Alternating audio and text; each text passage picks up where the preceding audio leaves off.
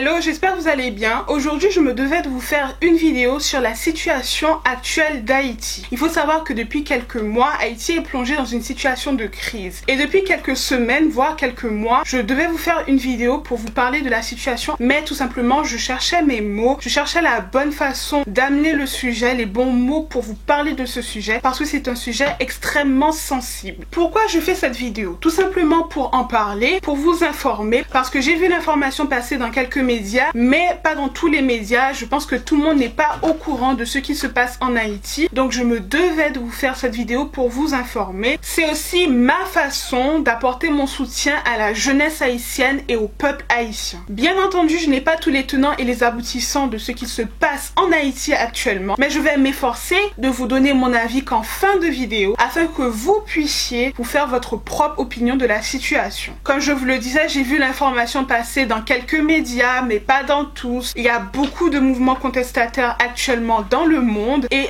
il me semble que Haïti n'a pas le monopole du mouvement contestataire, donc peut-être que c'est pour ça qu'on n'en a pas parlé énormément non plus, et peut-être que les insurgés haïtiens n'ont pas la voix qui porte le plus. Donc j'étais obligée de vous faire une vidéo pour vous en parler.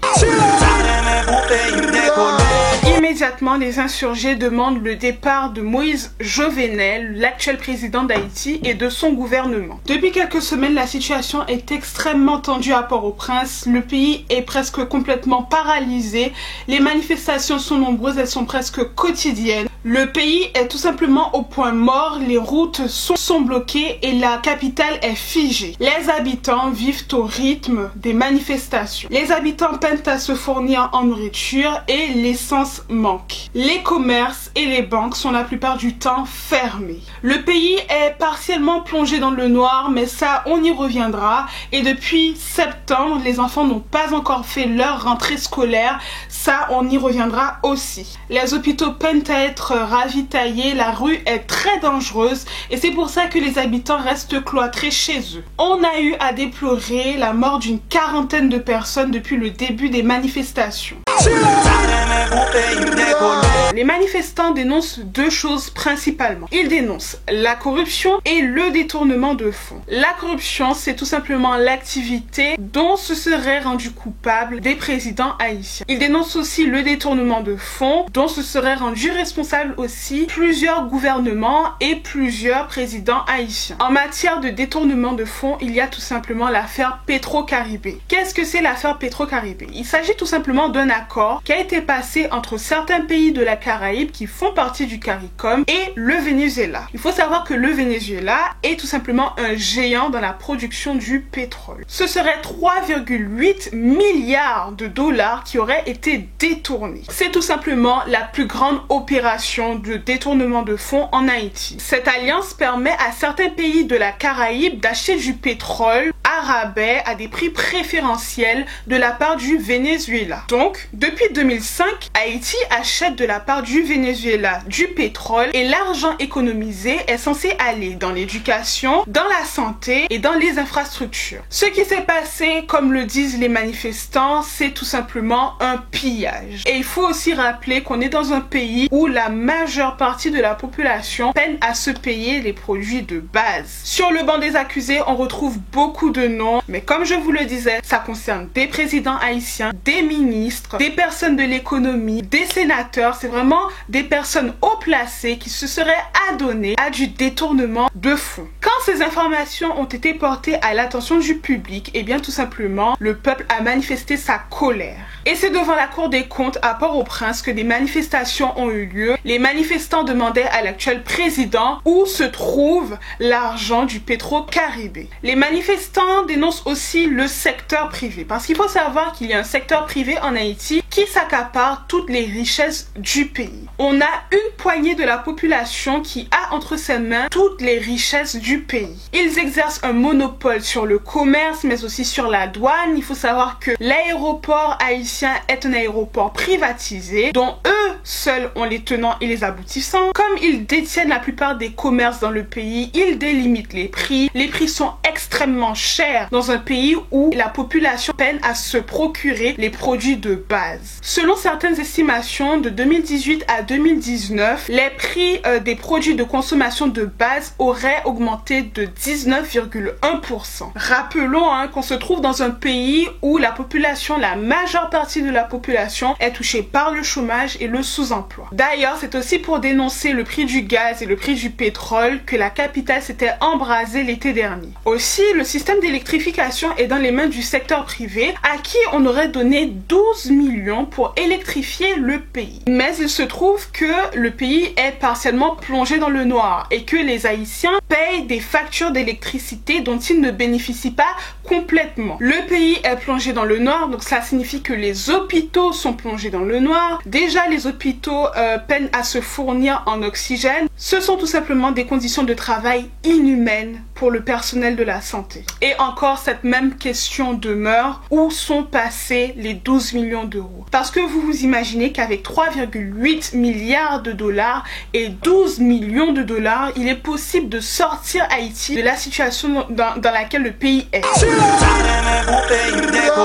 Il faut aussi savoir que la diaspora haïtienne a ses propres revendications. De plus en plus, la diaspora haïtienne est impliquée dans ce qui se passe en Haïti et elle désire avoir son mot à dire. Une partie de la diaspora haïtienne désire avoir le droit de vote parce qu'il faut savoir que la diaspora haïtienne est très nombreuse. Elle représenterait le 11e État haïtien tant elle est nombreuse. Il y a cette volonté de vouloir rentrer au pays, de reconstruire de soi-même le pays, mais la diaspora haïtienne craint l'insécurité et la corruption. La diaspora haïtienne, d'une certaine façon, est imposable. Quand des Haïtiens en fait quittent leur pays, ils ont une famille en fait qui laisse en Haïti et la plupart du temps, ils travaillent et envoient énormément d'argent en Haïti. Et il faut savoir qu'à chaque centaine de dollars envoyés, l'État récupère 1,50 $ sur la centaine de dollars qui a été envoyée. Tout ça dans l'objectif aussi de développer le pays et d'aider le pays à sortir de la pauvreté dans laquelle il se trouve.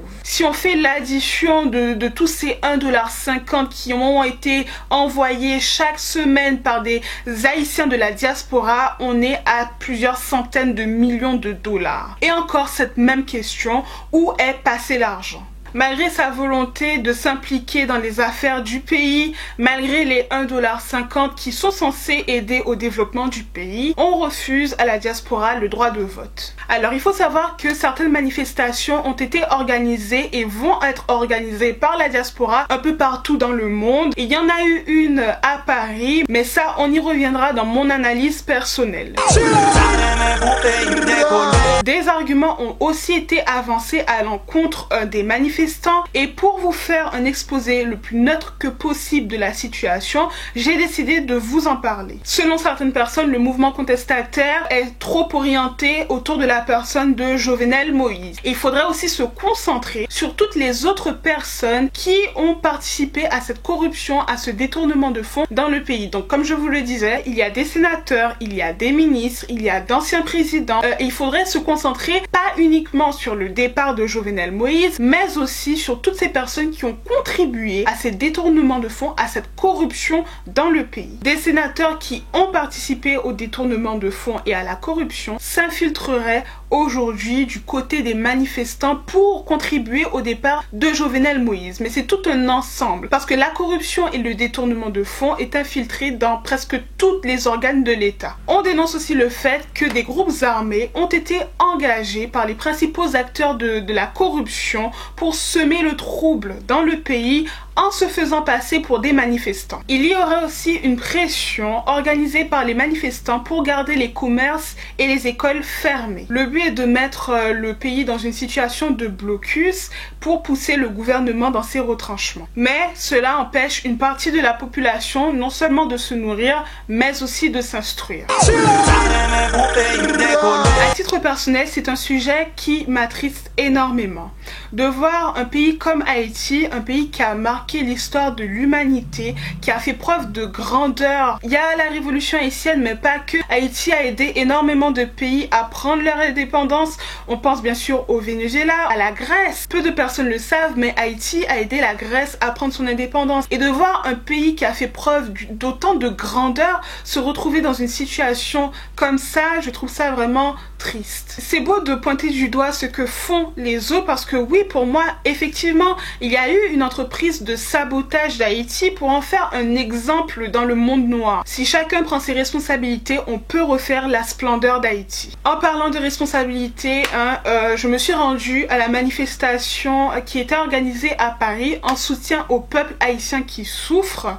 Et on était une vingtaine. Moi, ça me choque parce qu'il y a une crise économique, politique, financière et humaine. Et les principales personnes qui devraient être intéressées, qui devraient se sentir concernées par ce sujet-là, ce sont les Haïtiens. Malheureusement, on était une vingtaine. Je pense qu'on devrait tous être concernés parce que c'est une crise humanitaire en fait qui se passe en Haïti, mais principalement les Haïtiens. Parce que je me rends aussi dans les concerts de jazz, les concerts de compas organisés par la communauté haïtienne, et la communauté haïtienne à Paris est capable d'organiser certaines choses, elle est capable de rassembler du monde. Pourquoi ne pas faire de même quand la situation est critique à ce point? Moi, ça m'a choqué de voir aussi peu de monde. Après, il faut se concentrer sur les personnes qui sont là, trouver des solutions, discuter. Je suis d'accord avec ceux qui m'avanceront ces arguments. Bien entendu, tout le monde n'est pas obligé de se sentir concerné. Il y a des personnes de la diaspora haïtienne qui ont évolué dans d'autres pays,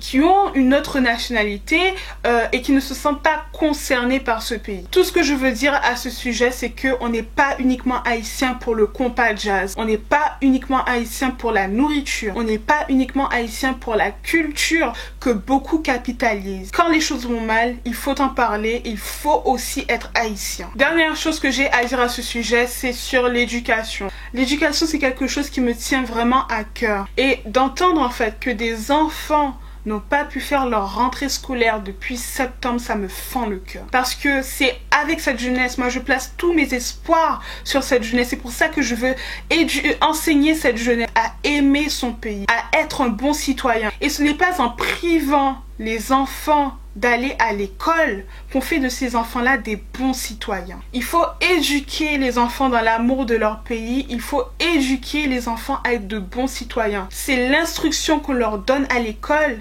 qui feront d'eux de bons citoyens demain. Et c'est vraiment pas en privant ces enfants de l'instruction, de l'enseignement, du savoir que la situation du pays va aller de mieux en mieux. Voilà, cette vidéo est maintenant terminée. Je n'ai pas tous les tenants et les aboutissants de ce qui se passe en Haïti, comme je vous l'ai dit, mais j'ai essayé de vous dire de la façon la plus neutre en fait ce qui se passe, afin que vous puissiez vous faire votre avis.